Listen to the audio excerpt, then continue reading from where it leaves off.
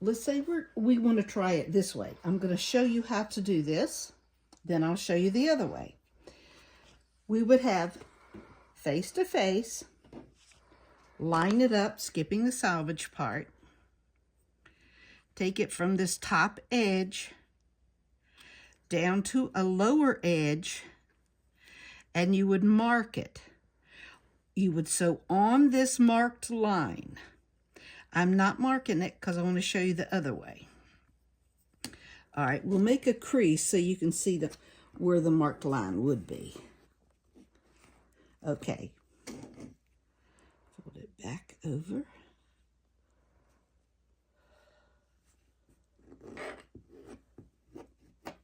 Okay, this would be your marked line. Oops, moved it around a little. There we go. You would sew it on here, but before you take it to sew, you're going to need to put a pin in it for stabilizing it.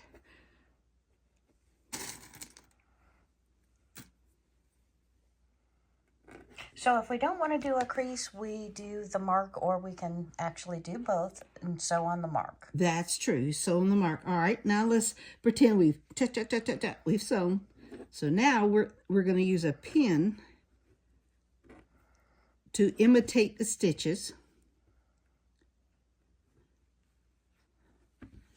And when we'd pull it out, perfect. There you go. You would have awesome. Okay. You would have a straight seam. Well, and that's beautiful. Okay. And of course, your salvages would get cut off. Okay. Now, and this is always done when you have a larger border to put on. Okay. Because it looks much better. But with smaller borders like this, you can just do match up, face to face. Together. Right sides together. Back of the fabric on the table, back of the fabric in the air. Yeah. And as you can see, the salvage on this runs up to here because it's a little bit darker in color. Correct. So you would want to sew your straight line just off to the salvage into the regular fabric. Okay. And the reason we don't really use the salvage, we would eventually cut right here to cut part of it off, is because these end threads are tighter than the rest of the fabric, and you don't want any pull. Gotcha. Okay. Okay. Now, let's say we have sewn this.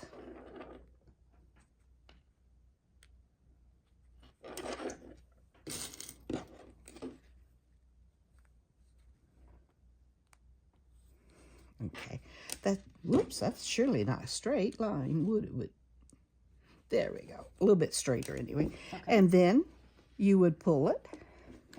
And you'd have it that way. Okay. Now, with the back being cut, the seam would be smaller, just like your 1/4 inch. Okay. There you go. Now, Sylvia, can you show our audience one more time how to do it in the triangular fashion, and why would we ever want to do that? Okay. If you have a larger border, or if you're putting your quilt in a quilt show, you would want to match up your seams by using the angle. Now, how you do that is you've got the face of the fabric, the pretty side. Face up. Face up, and you want to take one face up, one face down. Pull our selvages up or cut them off so it's square. Use your measure of some sort.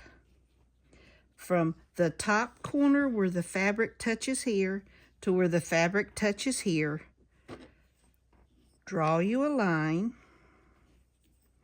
Draw a line. And then it's that perfect seam.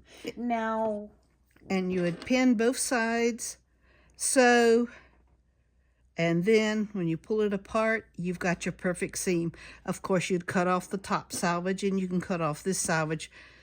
Well, actually, what you're going to do is you're going to cut a 1/4 inch away from this seam here, and then cut your dog ears off. Dog ears is just a little bit of fabric that's left in the corners when you sew things together. Okay, and this seam spreads our bulk out as well. It spreads out the bulk. What what I would like you to do, if you're doing, if you have a lot of small pieces, instead of having like a seam here and a seam here and a seam here, well, when you come to those seams, all right, let's go back to this other seam. I can show you easier. You've got it sewn together. Oops, here. And you see, you've got this color. I mean, it's like a road ramp. It's thicker here and thinner here. Correct. Once you've got the two seams done, take one and iron it one direction, iron the other the opposite direction. And then you've got a smaller road ramp. And of course, these seams would be smaller because this has the selvage in it. Correct. Okay. And you could also do that on your mitered splices as well.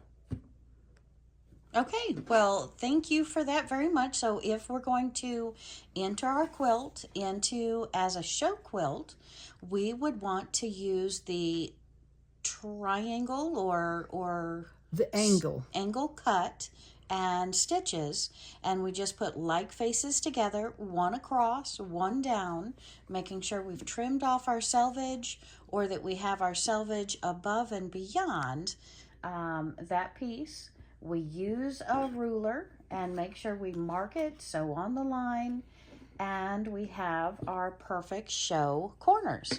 And one reason we might not want to do those corners is if we don't have enough of the binding, because that does use up an extra 4 to 5 inches, because you're using 2.5, well, depending upon the width of your border, it's cutting that much length off.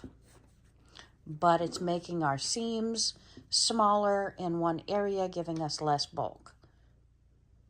Roughly, you'll be losing this much fabric. Okay.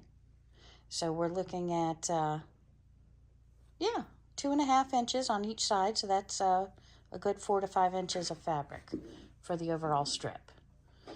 All right. Well, thank you so much, Sylvia. And we're going to come back with more tips and tricks very soon. So hit that subscribe button down below. We can't wait to bring you this quilt as it's being finished.